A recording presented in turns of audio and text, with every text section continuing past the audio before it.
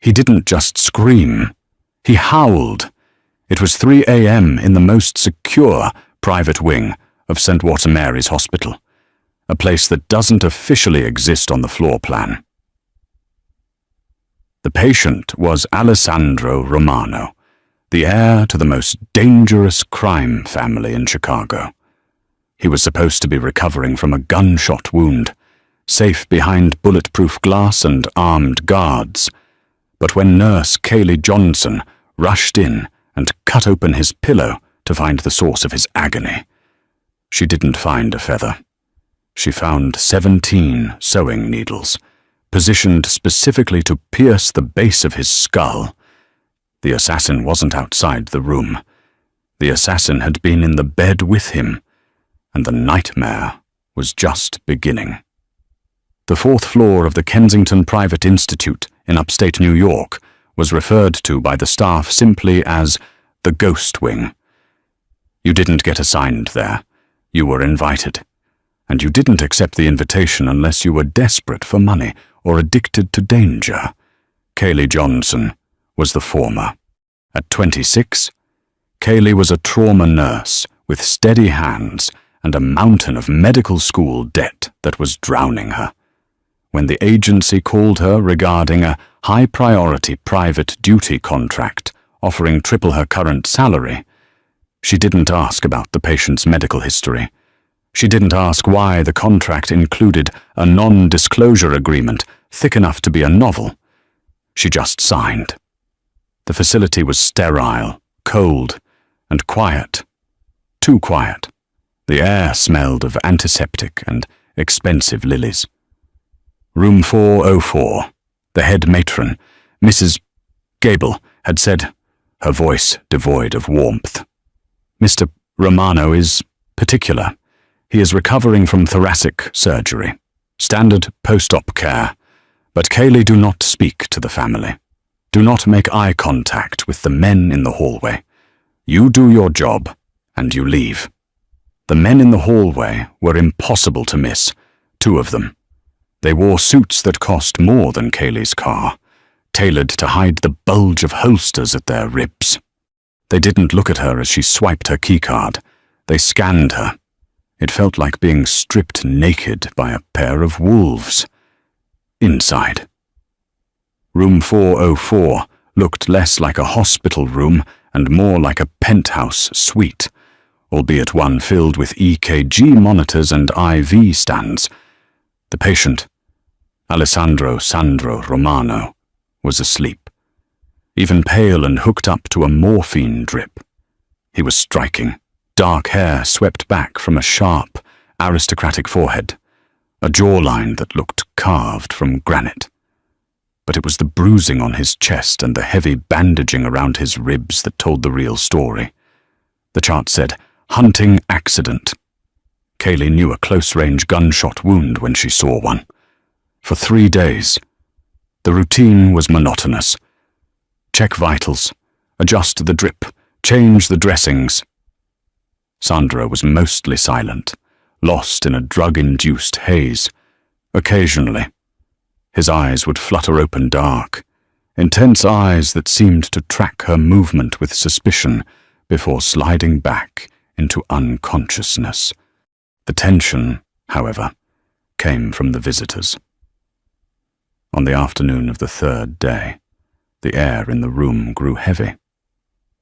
The door opened, and a man walked in who sucked the oxygen right out of the space.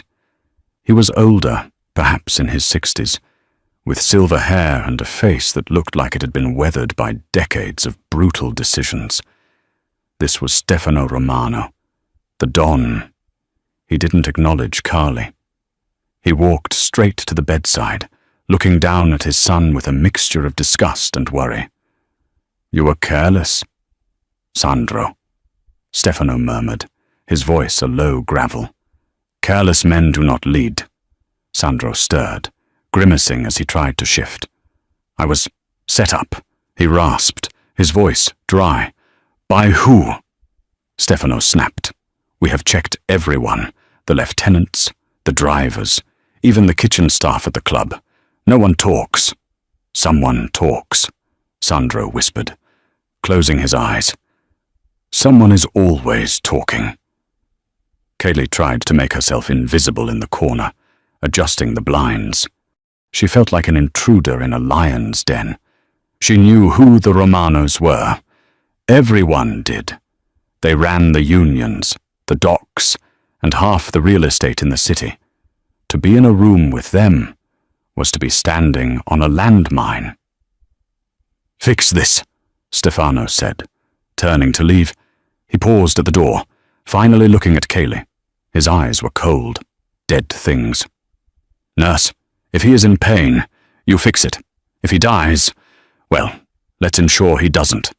He left, leaving a lingering scent of cigar smoke and fear. Kaylee let out a breath she didn't know she was holding. She approached the bed to check Sandro's blood pressure. "Don't let him scare you," Sandro said. His eyes were open, clear for the first time. "He's just an old dog barking at shadows." "He seems very concerned for you," Kaylee said professionally, wrapping the cuff around his arm. Sandro let out a dry, humorless laugh that turned into a cough. "He's concerned about his investment. There's a difference." He looked at her, really looked at her, and for a second, the mask of the Mafia prince slipped. He looked young, tired, and incredibly lonely. "What's your name, Kaylee?" "Kaylee," he repeated, testing the weight of it. "You have kind hands, Kaylee. Don't let this place ruin them." That night, the atmosphere in the ghost wing shifted. A storm was rolling in over the Hudson, battering the windows with rain. The guards outside seemed more agitated than usual, their radios crackling with low static. Kaylee was at the nurse's station, charting Sandro's intake, when the screaming started. It wasn't a cry of surprise. It was a guttural, raw shriek of pure agony. Kaylee dropped her tablet and sprinted. She swiped her card, the red light turning green, and burst into room 404. Sandro was thrashing on the bed, his hands clawing at his own head, his body arching off the mattress. The heart monitor was screaming a high-pitched alarm tachycardia, 160 beats per minute, and climbing. "Mr. Romano," Kaylee shouted, rushing to his side. "Sandro, what is it?" He couldn't speak. He was gasping, his face turning a terrifying shade of purple. He was grabbing the back of his neck, his fingers digging into the skin. "My head!" he choked out. The pillow fire." "It feels like fire." Kaylee grabbed his shoulders, trying to stabilize him.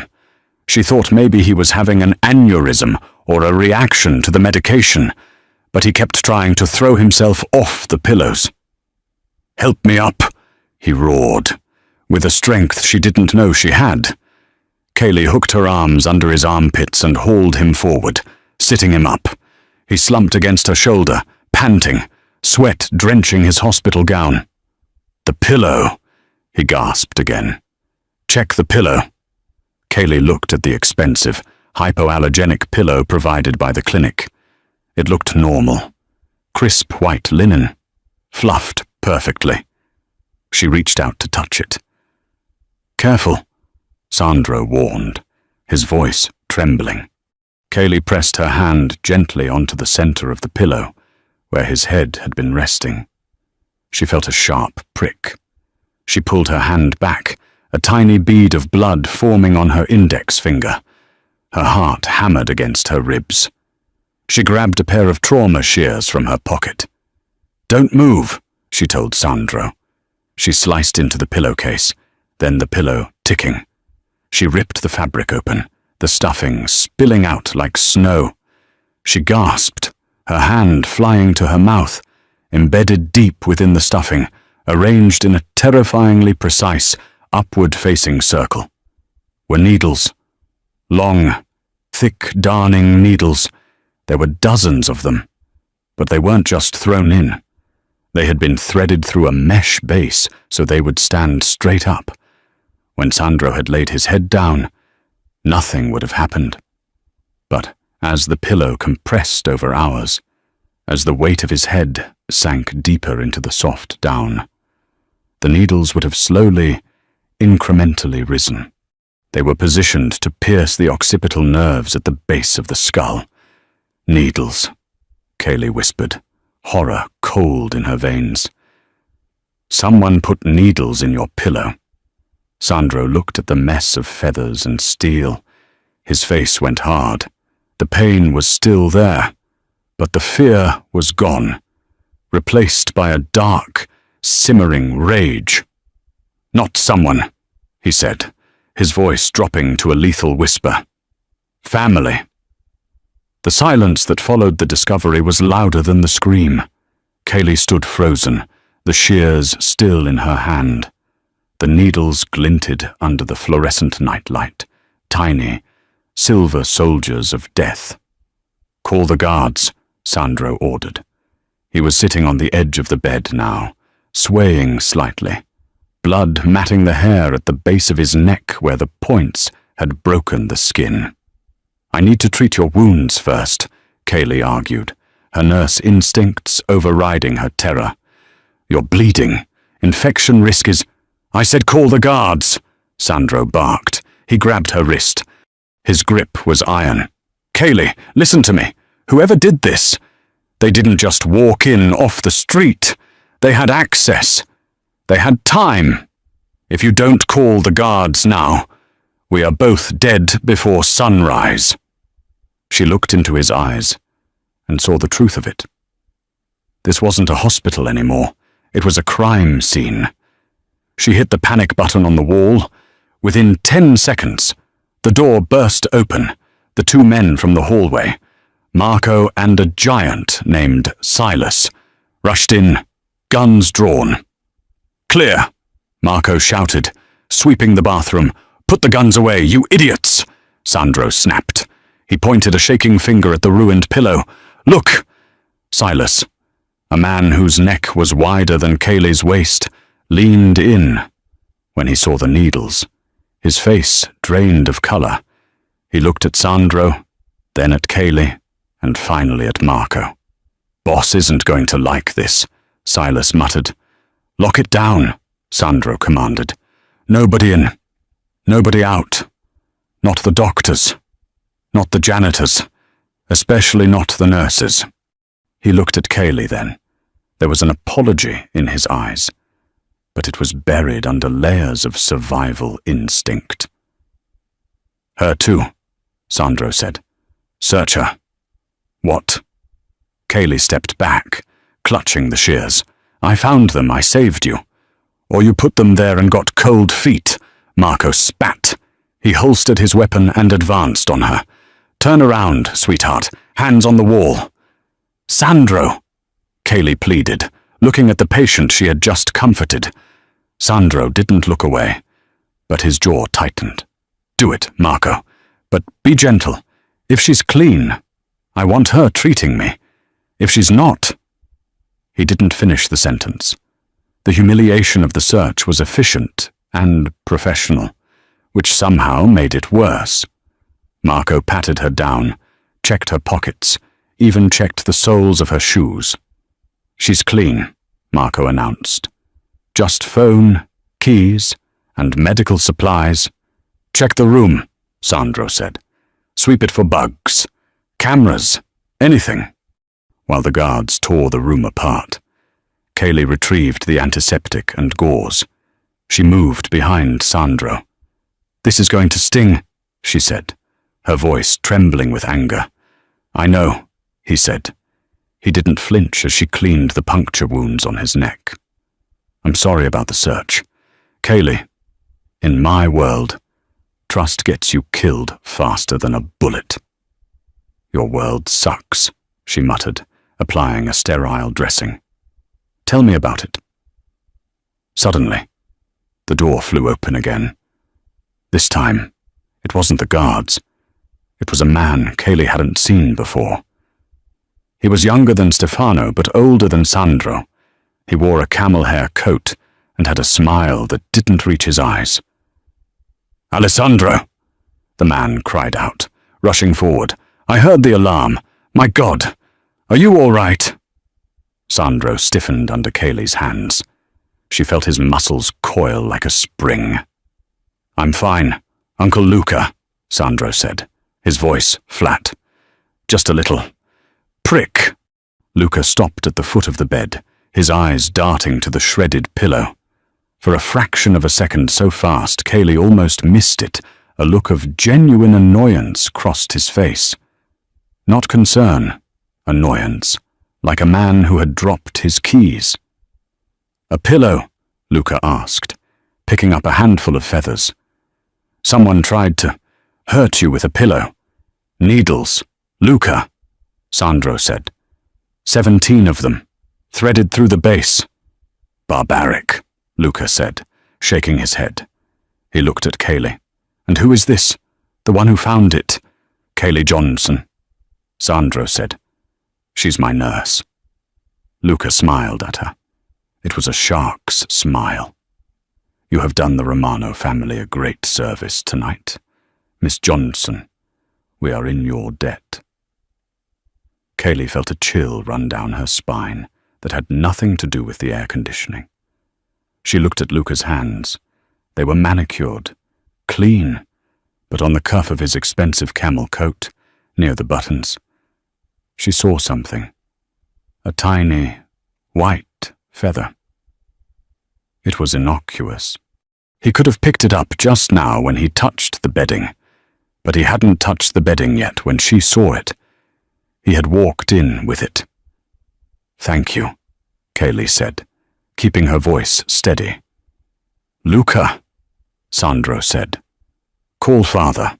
Tell him to come, and tell him to bring the cleanup crew." "Already done," Luca said smoothly. "But Alessandro, perhaps we should move you. This room is obviously compromised. My car is downstairs. I can take you to the safe house in Jersey." Kaylee saw Sandro's hand tighten on the bedsheet. "No," Sandro said. "I'm not leaving this room until father gets here. Kaylee, check my IV. I feel lightheaded." It was a code. The IV was fine. He wanted her close. She stepped up to the bed, placing her body between Sandro and his uncle. "Mr. Romano needs rest," Kaylee said firmly, channeling her best head nurse authority. "His heart rate is still unstable. I need everyone who isn't security to step outside." Luca's smile faltered. "I am family." "I don't care if you're the Pope," Kaylee said. "Get out." Silas, the giant guard, stepped forward. He seemed to sense the shift in the air. "You heard the nurse. Mr. Luca. Boss will be here in 20. Wait in the hall." Luca glared at Kaylee, a look of pure venom that promised retribution. "Very well," he said, smoothing his coat. "Take care of him. Nurse Johnson, he is very precious to us." He turned and left. As soon as the door clicked shut, Sandro grabbed Kaylee's hand. His skin was clammy. "You have a death wish," he hissed, talking to Luca like that. "He had a feather on his sleeve," Kaylee whispered, leaning down so only Sandro could hear. "Before he touched the bed." Sandro's eyes went wide. The realization hit him like a physical blow. "Luca," he breathed. "My own uncle." "He wanted to take you to a second location," Kaylee said. "Sandro, if you get in that car, I disappear," he finished. The reality of the situation crashed down on Kaylee. She wasn't just a witness anymore. She had just made an enemy of the man who tried to kill the Mafia boss's son, and she was trapped in a locked wing with him pacing the hallway outside. "What do we do?" she asked. Sandro looked at the door, then at the window where the rain was lashing against the glass. "We wait for my father," Sandro said, "and we pray that Luca doesn't decide to finish the job before he gets here." He looked at her, his dark eyes intense. "Kaylee, listen to me closely. From this moment on, you eat nothing they bring you. You drink nothing unless I drink it first. You are under my protection. Do you understand?" "I understand," she said. But as she looked at the needles scattered on the floor, she knew that protection in this world was a relative term. The pillow was just the beginning. The real needles were hidden in the smiles of the men outside. The arrival of Stefano Romano was not like the arrival of police or hospital administrators. It was like a shift in gravity. The elevator doors at the end of the hall dinged, and suddenly the air in the ghost wing became thin. Stefano walked with a cane, not out of necessity, but as a weapon. The handle was solid silver, shaped like a lion's head. Behind him were 6 men, moving in a phalanx, but Stefano walked alone in the front, his eyes scanning the corridor, the guards, and finally resting on the open door of room 404. Inside, the atmosphere was suffocating. Luca was leaning against the window, feigning casual concern, but his eyes kept darting to the shredded pillow. Sandro sat on the edge of the bed, pale but upright, his hand hovering near Kaylee's arm as if to shield her. "Father," Sandro said. It wasn't a greeting. It was an acknowledgement of rank. Stefano didn't speak. He walked to the bed, picked up the pillow with a gloved hand, and examined the needles. He ran his thumb along the edge of the tear Kaylee had made. "Surgical precision," Stefano murmured. He looked at Kaylee. "You found this?" "Yes," Kaylee said, her voice shaking despite her best efforts. His heart rate spiked. "I thought it was a seizure. When I checked his head placement, I felt the point." Stefano turned the pillow over. 17 needles. A slow death. An agonizing death. It would have looked like a stroke or a brain bleed. He dropped the pillow on the floor. It landed with a soft thud. He turned to Luca, who had access to the room. Brother Luca pushed off the windowsill, his face a mask of righteous indignation. "The staff, obviously. We pay these doctors a fortune, and they hire incompetence. I told you, Stefano, this facility is compromised. We should have moved him to the Jersey safe house hours ago." "Jersey," Sandro said, his voice quiet. "Where there are no cameras, no records." "Where you are safe," Luca snapped. "Enough," Stefano said. The word was spoken softly, but it silenced the room instantly. He looked at his son. "You do not want to go to Jersey. I want to go home," Sandro said. "To the estate. And I want Silas driving. No one else." Stefano nodded slowly. And the girl, everyone looked at Kaylee. She felt like a specimen under a microscope. "She's a liability," Luca said quickly. "She's seen too much. Pay her off. Silence her. Get a verified doctor from the payroll." "She saved my life," Sandro cut in, his voice hard. "If she hadn't cut that pillow, I'd be dead or vegetable by morning. She's the only one in this room I know for a fact didn't put the needles there." The accusation hung in the air.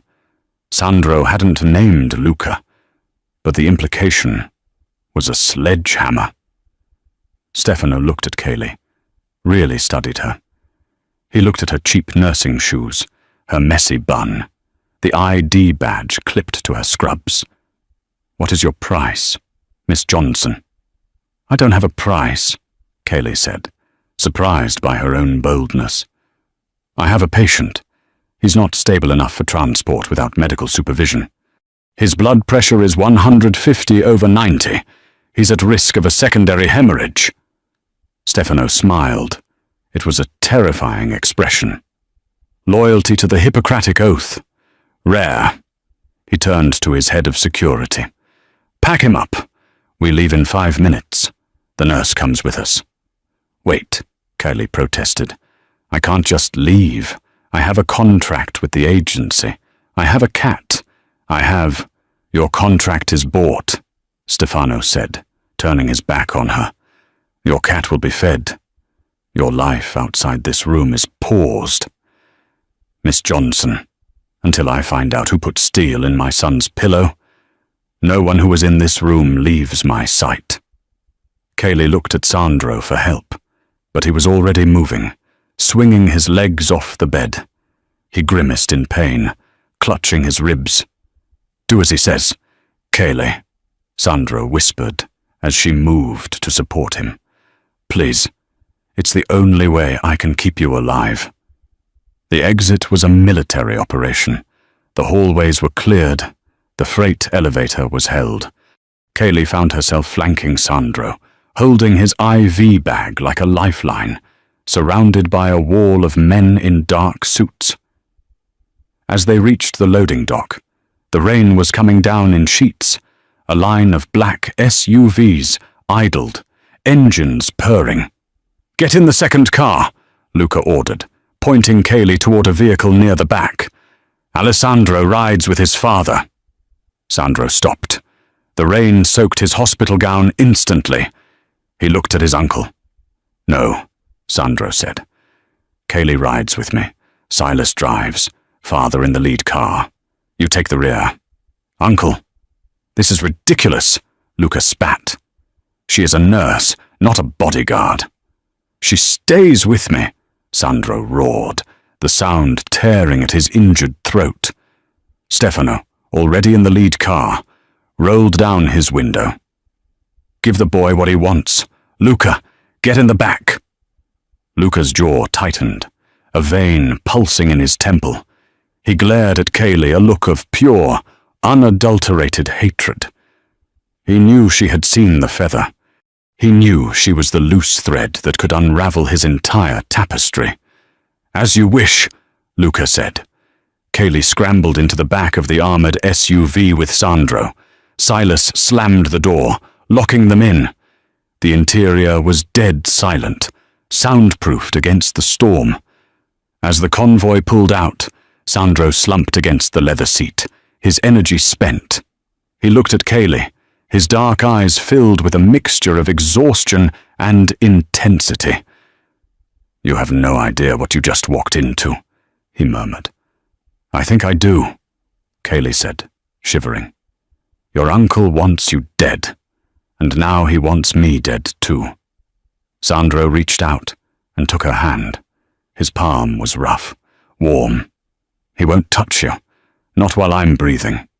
That's exactly what I'm worried about, Kaylee replied, looking out the window as the city lights blurred into streaks of blood red and gold. How long do you plan on breathing? Sandro. He squeezed her hand. Long enough to bury him. The drive to the Romano estate took an hour, winding away from the city and into the deep, wooded hills of the countryside. The estate was a misnomer. It was a fortress disguised as a mansion. 12-foot iron gates, topped with cameras, opened silently to admit the convoy. The driveway was a mile long, lined with ancient oaks that looked like skeletal sentinels in the headlights. The main house was a sprawling stone structure that looked like it had been transported from the Italian coast. It was beautiful, illuminated by floodlights. But to Kaylee, it looked like a prison. When the cars stopped, the routine began again. Doors opening, guards fanning out, earpieces buzzing. Welcome to hell, Sandro muttered as Silas helped him out of the car. They were ushered into a grand foyer with marble floors and a chandelier the size of a small car. Servants, or perhaps just more well-dressed staff, stood in a line, heads bowed. Take him to the east wing, Stefano commanded. Set up the medical suite. Kaylee was swept along in the current. The medical suite turned out to be a fully functioning hospital room set up inside a master bedroom. It had oxygen, monitors, a defibrillator, everything. Get him settled, Stefano told Curly. Dinner is at 8 o'clock. You will eat in your room. She eats with me, Sandro said, lying back on the fresh linens. Stefano paused at the door. She is staff, Alessandro. She is the taster, Sandro countered. Unless you want me to trust the cook, the same cook Luca hired. Stefano's face darkened. The reality of the betrayal was sinking in deeper. Fine. Trays will be brought up. Silas stands guard outside the door. No one else enters. Once they were alone. The silence of the room was heavy. Kaylee went into automatic mode, hooking up the monitors, checking his vitals. Her hands were steady, but her mind was racing. You can relax, Sandro said, watching her. The room is swept daily. No bugs here. Relax, Kaylee laughed, a frantic, high-pitched sound. I was kidnapped. Sandro, I'm in a Mafia fortress. The man downstairs wants to kill us, and I'm wearing scrubs covered in your blood. Sandro sat up, wincing. In the closet, there are clothes. My ex. She left some things. They should fit. Kaylee hesitated, then walked to the massive walk-in closet. Inside, rows of designer dresses, silk blouses, and cashmere sweaters hung perfectly. It felt wrong, wearing a ghost's clothes, but she was freezing and covered in hospital grime. She grabbed a simple oversized cashmere sweater and a pair of leggings. When she came out, Sandro was staring at the ceiling. Why? She asked, sitting in the chair next to the bed. Why does your uncle want you dead? Sandro turned his head. Because my father is dying. The confession hit Kaylee like a slap. Stefano. He looks strong. He has stage 4 pancreatic cancer, Sandro whispered. Nobody knows. Only me, Luca, and the family doctor. He has 6 months, maybe less. When he dies, the empire passes to me, unless I'm not here. Then it goes to Luca, Kaylee realized. Exactly. Luca has been waiting 30 years for the throne. He doesn't want to serve another king. He wants to be the king. So he tried the hunting accident, Kaylee deduced. And when that failed, the hospital, Sandro nodded. He's getting desperate. Desperate men make mistakes. The feather on his coat was a mistake. But why can't you just tell your father? Kaylee asked. About the feather, or... Because a feather isn't proof, Sandro said. And Luca is his brother. They grew up together. They bled together. If I accuse Luca without absolute, undeniable proof, my father will think I'm paranoid. Or worse, he'll think I'm trying to cut Luca out to consolidate power. It could start a civil war inside the family. So we have to wait for him to try again, Kaylee said, horrified. Yes. Sandro looked at her, his expression softening. I'm sorry, Kaylee. I never wanted to drag an innocent into this. I'm not innocent anymore, she said. I'm an accomplice. A knock came at the door. 3 sharp raps. Silas, Sandro said. Kaylee opened the door. Silas stood there with a silver trolley cart covered in domed platters. He looked apologetic. Dinner, he grunted. Boss checked it himself. Kaylee wheeled the cart in. The smell of roasted chicken and garlic filled the room, making her stomach grow violently. She hadn't eaten in 12 hours. She lifted the silver dome. The food looked delicious, but as she reached for a fork, Sandro stopped her. Wait, he said. He pulled a small vial from the bedside drawer, a chemical testing kit. You're joking, Kaylee said. Paranoia keeps you old, Sandro said. He swabbed the chicken, then dipped the swab into the solution. It remained clear. "Safe," he said.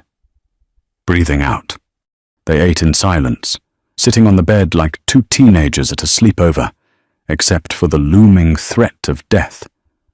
For a moment, it felt almost normal. Kaylee noticed how Sandro's eyelashes cast shadows on his cheekbones. She noticed the way his hands, dangerous hands, held the fork with elegance. "You have a family?" Sandro asked suddenly. "A mom in Florida," Kaylee said. "We don't talk much. And my cat, Barnaby." "Barnaby," Sandro smiled. It was the first genuine smile she had seen. It transformed his face. He looked devastatingly handsome. "I'll buy Barnaby the biggest scratching post in the world when this is over." "If it's over," she corrected. "When?" he insisted. Suddenly, the lights in the room flickered. Sandro froze. He looked at the digital clock on the bedside table. It blinked off. The hum of the air conditioning died. Total silence. "Power cut," Kaylee whispered. "No," Sandro said, reaching under his pillow and pulling out a handgun she hadn't seen him hide. "The estate has backup generators. They kick in instantly. This isn't a power cut." He clicked the safety off. "Someone cut the line." He grabbed Kaylee and pulled her off the chair, shoving her into the narrow space between the bed and the wall. "Stay down," he hissed. From the hallway, there was a muffled thump, the sound of a heavy body hitting the floor. "Silas," Sandro whispered. The door handle to the bedroom slowly, agonizingly, began to turn. Kaylee pressed her hands over her mouth, tears springing to her eyes. They were in the dark, alone, and the monster was at the door. Sandro raised the gun, aiming it at the wood. His breath was steady. "Welcome to the family, Kaylee," he whispered. The door creaked open. The door to the bedroom didn't just open, it glided inward, pushed by a gloved hand. The hallway behind was pitch black, the emergency lights having failed to trigger another impossibility in a house designed to withstand a siege. Sandro didn't hesitate. He didn't ask, "Who's there?" or fire a warning shot. He squeezed the trigger. Pop, pop. The silencer on Sandro's weapon made the shots sound like polite coughs, but the impact was visceral. The silhouette in the doorway jerked violently, one shoulder spinning backward, and collapsed onto the Persian rug. "Don't move," Sandro hissed at Kaylee, pushing himself off the floor. He was white as a sheet, the exertion tearing at his abdominal stitches, but his hand was rock steady. He advanced on the fallen figure, gun trained on the head. Kaylee scrambled to her feet, grabbing a heavy brass lamp from the bedside table, her heart hammering a frantic rhythm against her ribs. Sandro kicked the gun away from the intruder's hand. It skittered across the floorboards. "Clear," Sandro said, his voice tight. Kaylee rushed to the door, peering into the gloom of the hallway. "Silas," she whispered. A low groan answered her. The giant bodyguard was slumped against the opposite wall, a small, feathered dart protruding from his neck. He wasn't dead, but he was paralyzed, his eyes rolling back in his head. "Tranquilizer," Kaylee assessed quickly, checking his pulse. "He's bradycardic, slow heart rate. He needs atropine or he might stop breathing." "Leave him," Sandro ordered, grabbing her arm. "There will be more. We have to move. We can't just leave him to die," Kaylee protested, pulling against his grip. "If we stay, we all die." Silas knew the job. Sandro's face was grim, a mask of pain and resolve. "The panic room. It's behind the library fireplace. We have to get downstairs." "You can barely walk," Kaylee countered. She grabbed his arm, slinging it over her shoulder. "Lean on me, and don't you dare pass out." They moved into the hallway. The house was a tomb. The silence was heavier than the darkness. Every shadow looked like a gunman. Every creak of the floorboards sounded like a footstep. They reached the grand staircase. Below, flashlights' beams were cutting through the dark in the foyer. "Damn," Sandro whispered, pulling her back into the shadows of the landing. "They're sweeping the ground floor. We can't get to the library." "Who are they?" Kaylee breathed, terrifyingly close to his ear. "Mercenaries," Sandro said. "Luca wouldn't use family soldiers for this. He'd hire outsiders, cleaners." "Cleaning us," Kaylee realized. Sandro looked around, his eyes landing on a narrow servant's door near the linen closet. "The laundry chute," he said. "You're kidding," Kaylee said, eyeing the small door. "It drops into the basement laundry room. From there, we can access the boiler tunnels. It leads to the garage." "You have abdominal surgery wounds," Kaylee hissed. "A 2-story drop will rupture your sutures.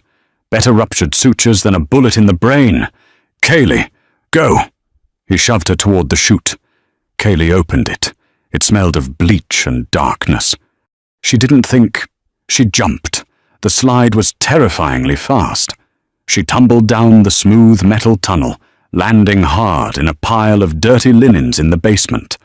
A second later, Sandro landed beside her with a wet thud and a sharp cry of pain. Kaylee scrambled to him. Even in the dim light of the basement's emergency exit sign, she could see the dark stain spreading across his midsection. "You're bleeding again," she said, her voice trembling. "I'm fine," Sandro gritted out, clutching his side. "Help me up." Suddenly, the heavy steel door to the laundry room burst open. A man in tactical gear stood there, a flashlight mounted on his rifle blinding them. "Found them," the man said into a radio.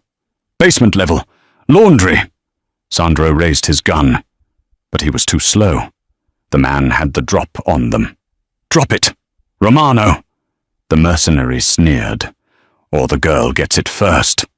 Sandro froze. He looked at Kaylee. The gun wavered in his hand. "Do it," the man shouted. "Drop it." Kaylee saw Sandro's eyes flicker. He was going to surrender. He was going to give up to save her. But Kaylee Jonasson was done being a victim. She was kneeling in a pile of laundry. Her hand brushed against something hard and plastic, a bottle of industrial bleach, in one fluid motion. While the mercenary was focused on Sandro's gun, Kaylee grabbed the gallon jug, unscrewed the cap, and hurled the liquid contents into the blinding light. "My eyes!" the mercenary screamed, firing blindly into the ceiling as the caustic liquid splashed his face. Pop! Sandro fired once. The mercenary dropped. "Nice aim," Sandro wheezed, looking at Kaylee with a mixture of shock and admiration. "I aim for the eyes," Kaylee said, shaking. "Nurses know where the weak points are." "Remind me never to piss you off," Sandro muttered. He holstered his gun and grabbed her hand. "Come on. The garage." They stumbled through the boiler tunnels, steam hissing from the pipes like angry snakes. When they burst into the garage, the scene was chaotic. The backup generators finally kicked in, flooding the space with harsh fluorescent light. Stefano Romano was standing by the limousines, surrounded by a dozen loyal guards. He was screaming orders into a phone. When he saw Sandro and Kaylee emerge from the service tunnel, covered in blood and bleach, he dropped the phone. "Alessandro!" Stefano roared, actually running toward his son. Sandro took 2 steps toward his father and collapsed. Kaylee caught him, sliding down to the concrete floor with his weight. "Medic!" she screamed, her voice echoing off the concrete walls. "Get me a trauma kit." Now, Stefano fell to his knees beside them. For the first time, the Don looked terrified. Who did this? Stefano demanded, his hands hovering over his son's bleeding body. Sandro looked up, his eyes finding Kaylee's. He grabbed her scrub top, pulling her down. Don't, he whispered weakly. Don't tell him about Luca. Not yet. Why? Kaylee cried. He almost killed us. Because... Sandro gasped, his eyes rolling back. We need the trap. And then, the Prince of Chicago went limp in her arms. The medical bay in the Romano estate was better equipped than most rural hospitals. Kaylee had been working on Sandro for 2 hours. He was stable, stitched back up, and pumped full of antibiotics and blood replacements. He was unconscious, but the rhythm on the monitor was steady. Kaylee stripped off her bloody gloves and washed her hands in the sink. The water ran pink. She stared at herself in the mirror. Her hair was a rat's nest, her face smeared with soot and blood that wasn't hers. She didn't recognize the woman staring back. The old Kaylee worried about student loans and shift schedules. This Kaylee had blinded a mercenary with bleach. The door opened. Stefano walked in. He looked 10 years older than he had that morning. He will live, Stefano asked. His voice, gravel. He's strong, Kaylee said, drying her hands. But he needs rest, real rest, not whatever this was. Stefano nodded.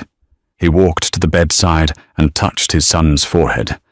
It was a tender gesture that looked wrong on such a violent man.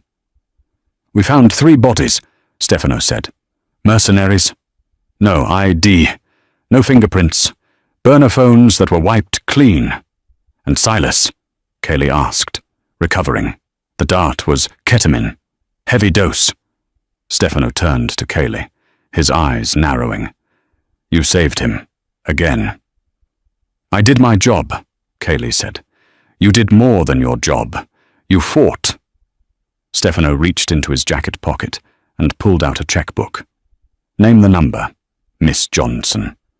You have earned your freedom. Kaylee looked at the checkbook. She thought about her debt, her apartment, her cat. She could leave, right now. She could take $1 million and disappear to an island where the name Romano was just a type of cheese. But then she looked at Sandro. She remembered his hand gripping hers in the dark. We need the trap. I can't leave, Carly said. Stefano paused. Excuse me. I can't leave because your son is still in danger, Kaylee said, her voice gaining strength. And because I know something about the attacker in the bedroom that your men missed. Stefano's demeanor changed instantly. He wasn't a father anymore. He was the Don. What did you see? The man in the bedroom, Kaylee said. Before the lights came on. I smelled him. He smelled of antiseptic, iodine, and latex. Kaylee walked over to the counter where the evidence bag containing the mercenary's gear had been placed. And when I checked his body, look at his hands. She pulled up the photo on the tablet the guards had taken. His fingernails, Kaylee pointed out, scrubbed raw, and there was a callus on his middle finger, the kind you get from holding surgical instruments. Stefano stared at the photo. A doctor, or a former one, Kaylee said. Someone who knows anatomy. Someone who could place needles in a pillow so they hit a specific nerve cluster. Someone who could dose a guard with the exact amount of ketamine to drop him but not kill him. Stefano's face went cold. We have a doctor on payroll. Dr. Aris. He handles sensitive matters. Where is Dr. Aris right now? Kaylee asked. He is supposed to be in the West Wing, Stefano said, attending to my brother. The pieces clicked. Luca, Kaylee whispered. Luca has been sick with a migraine all evening, hasn't he? Stefano didn't answer. He turned and marched out of the room. Kaylee followed him. They found Luca in the main drawing room, sipping brandy by the fire. He looked pristine, relaxed. Doctor. Aris was nowhere to be seen. Stefano. Luca stood up, feigning relief. I heard the shooting stopped. Is Alessandro? He is alive, Stefano said, watching his brother's face closely. For a split second, Luca's eyes twitched. Disappointment. Thank God, Luca said, smoothing his jacket. I was so worried. I tried to come down, but security locked me in. Where is Doctor? Aris, Kaylee asked, stepping out from behind Stefano. Luca looked at her with disdain. The nurse. Still here, Doctor. Aris went to the pharmacy in town hours ago to get my migraine medication. Really? Kaylee asked. Because the intruder we shot in the bedroom, he had a pacemaker scar, a very specific vertical scar. She was bluffing. She hadn't seen a scar, but she needed to shake him. Luca's glass clinked against the table as he set it down. What are you implying? I'm implying, Kaylee said, stepping closer. That doctor. Aris didn't go to the pharmacy. I think if we check the body in the morgue, we'll find he is Doctor Aris. The silence in the room was absolute. Luca looked at Stefano. Brother, are you going to let this help accuse me? Stefano looked at Kaylee, then at Luca. He was weighing 30 years of brotherhood against the life of his son. Check the body, Stefano ordered his head of security. If it is Oris, bring me his head. Wait. A voice came from the doorway. Everyone turned. Sandro was standing there, leaning heavily against the doorframe, his IV stand acting as a cane. He was pale, sweating, but his eyes were burning. Don't check the body, Sandro rasped. Sandro, you should be in bed, Kaylee cried, rushing to him. I said wait, Sandro commanded. He looked at his uncle. If Oris is dead, Luca will just say the doctor went rogue. He'll say Oris was paid off by a rival family. He'll deny everything. It's the truth, Luca shouted. I know nothing of this. Sandro limped forward. We don't need the body. We have the phone. He held up a shattered, bloody smartphone. It was the one from the mercenary. Technicians cracked it, Sandro lied. He held the black screen up. One outgoing text message sent 3 minutes before the attack started. It says, subject is in the bedroom. Green light. Sandro turned the phone so the screen faced Luca. And do you know who received that text? Uncle A. Luca's face went grey. He patted his pocket instinctively. Don't bother, Sandro said. We pinged it. The receiving phone is in this room. All eyes turned to Luca's coat pocket. Luca laughed. It was a dry, hollow sound. You think a text message proves anything? I could have lost my phone. Someone could have cloned it. Maybe, Sandro said. But there's one thing you forgot. Uncle. And what is that? The needles, Sandro said softly. Kaylee found 17 needles, but the pack holds 18. Sandro reached into his pocket and pulled out a small, plastic evidence bag. Inside was a single, long darning needle. We found this one, Sandro said, his voice deadly quiet. In the trunk of your car, with your fingerprints on it. It was another lie, a magnificent, dangerous lie. But Sandro sold it with the conviction of a man who had already died once that night. Luca broke. He didn't confess. He didn't cry. He moved, with the speed of a desperate animal. Luca drew a small pistol from his ankle holster and grabbed Kaylee, hauling her in front of him as a shield. "Back off!" Luca screamed, pressing the gun to Kaylee's temple. "Back off, or she dies."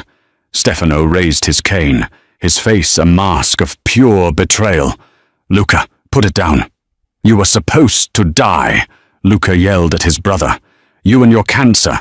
You were supposed to rot, and I was supposed to take the chair, but you lingered. And this boy, this arrogant boy, he is not ready." "Let her go," Sandro said. He dropped his gun. He held his hands out. "This is between us, uncle, family. Let the girl go." "No," Luca sneered, tightening his grip on Kaylee's throat. "She's my ticket out of here. I want a car. I want the jet prepped, or the nurse gets a needle in the brain." Kaylee felt the cold steel of the gun barrel. She smelled Luca's expensive cologne, mixed with the sour sweat of fear. She saw Sandro standing there, wounded, bleeding, helpless. She remembered the anatomy chart in nursing school, the brachial plexus, the nerve cluster in the armpit that controls the hand. Luca's arm was wrapped around her chest. His armpit was exposed. Kaylee didn't scream. She didn't struggle. She made a fist, protruding the knuckle of her middle finger, and drove it hard and fast into Luca's axillary nerve. Luca's arm went into a spasm. His hand flew open involuntarily. The gun dropped before it hit the floor. Kaylee stomped on Luca's instep and threw her head back, smashing into his nose. Luca stumbled back, blinded by pain. Bang! Stefano didn't hesitate this time. He fired a single shot from the revolver he kept in his waistband. Luca fell. It was over. Kaylee stood there, panting, adrenaline coursing through her veins. She looked at Sandro. He was smiling. "I told you," Sandro whispered, before sliding down the doorframe. "She's a keeper." The gunshot that ended Luca Romano's life didn't echo like in the movies. It was a flat, ugly crack that seemed to suck the air out of the drawing room. Luca crumpled onto the Persian rug, his ambition bleeding out into the intricate silk patterns. Stefano stood over his brother, the smoking revolver loose in his grip. He didn't look like a victor. He looked like a man who had just amputated his own arm to save the body. "Get the cleaners," Stefano whispered to his head of security, his voice brittle. "And get my son a chair." Kaylee didn't wait for a chair. She guided Sandro to the nearest velvet sofa, easing him down as his legs finally gave out. The adrenaline that had fueled his desperate bluff was gone, leaving him grey and trembling. "You're an idiot," Kaylee hissed, checking his pulse. It was thready. "A brilliant, suicidal idiot." Sandro looked up at her, a lopsided grin forming on his pale face. "It worked, didn't it?" "You gambled with my life," she said, her hands shaking as she checked his pupils. "No," Sandro murmured, gripping her wrist with surprising strength. "I gambled on you. I knew you wouldn't freeze. Most people freeze. Kaylee, you fight." Later that night, after the police had come and gone, paid off and steered away with a story about a break-in gone wrong, Kaylee sat with Sandro in the conservatory. The rain was hammering against the glass roof, washing away the sins of the estate. "Did you really find a needle in his trunk?" Kaylee asked quietly. Sandro swirled the brandy in his glass. "No." And the text message, the phone was locked. Sandro admitted, looking at the dark liquid. "We couldn't crack it in time. The screen I showed him was just a black background image." "I had nothing." Kaylee stared at him. "You terrified him into a confession with a blank screen. I had psychology," Sandro said, his eyes meeting hers. Luca was a perfectionist. Perfectionists are terrified of small mistakes. When I mentioned the missing 18th needle, his brain filled in the gap. He panicked, and panic is the only truth in this world. Kaylee realized then that the man sitting before her wasn't just a victim. He was a king in waiting, and he was dangerous. "My father is dying." "Kaylee," Sandro said suddenly. "The cancer. He has days, maybe a week, when he goes. The truce ends. The sharks will circle." "I know," she said. He reached into his pocket and pulled out a small velvet box. Inside wasn't a diamond ring, but a silver lapel pin shaped like a lion, the crest of the Romano family. "I can pay you the $1 million my father promised," Sandro said. "You can go to Florida, buy a house, forget this nightmare." He pushed the box across the table. "Or you can stay, not as a nurse, but as a partner. I need someone who sees the needles before they prick me, someone who aims for the eyes." Kaylee looked at the pin. It represented violence, fear, and a life looking over her shoulder. But looking at Sandro, she felt a rush she had never felt in the sterile halls of the hospital. She felt alive. "Does the cat come too?" she asked. Sandro smiled, and it reached his eyes. "I already sent a car for Barnaby." 6 months later, the funeral of Stefano Romano was the largest Chicago had seen in 50 years. The procession of black limousines stretched for 3 miles, a river of steel and sorrow winding through the city. At the graveside, the rain fell in a soft, steady drizzle. Alessandro Romano stood at the head of the grave. He wore a black suit that cost more than most people earned in a decade, his face impassive behind dark glasses. He was the Don now. The weight of the empire sat on his shoulders, heavy and absolute. But he didn't stand alone. Beside him, holding a black umbrella that shielded them both, was Kaylee. She wore a tailored trench coat, her hair pulled back in a severe, elegant bun. On her lapel, the silver lion pin glinted in the grey light. When the service ended, the captains of the families approached to pay their respects. They kissed Sandro's ring. They murmured their fealty. And then they turned to the woman. "Don Alessandro," one of the capos said, bowing his head. "And Donna Kaylee." Kaylee nodded a sharp, imperious acknowledgement. She didn't look down. She scanned the perimeter, her eyes moving over the tree line, the crowd, the drivers. She was looking for feathers. She was looking for glints of steel. Sandro took her arm as they turned to leave. "Anything," he murmured, leaning close. "Clear," Kaylee replied, her voice steady. "But the driver in the third car is new. His hands are shaking." "I'll have Silas switch him out," Sandro said. They walked toward the lead car, their steps perfectly in sync. As Silas opened the door, Sandro paused. He looked back at the grave, then at Kaylee. "Are you happy?" he asked. It was a rare moment of vulnerability. Kaylee looked at the empire that surrounded them, the danger, the power, the man who loved her with a ferocity that burned. "I'm awake," she said. "For the first time in my life. I'm finally awake." The heavy door slammed shut, sealing them in the quiet, bulletproof warmth of their shared kingdom. The engine purred, and the convoy moved out. There would be other needles. There would be other wars. But as Kaylee rested her head on Sandro's shoulder, she knew one thing for certain. They would never catch them sleeping again. And that is the story of how a simple pillow almost brought down an empire, and how a nurse found love in the barrel of a gun. It's a reminder that sometimes the most dangerous thing in the room isn't the man with the weapon, it's the person who knows where the nerves are.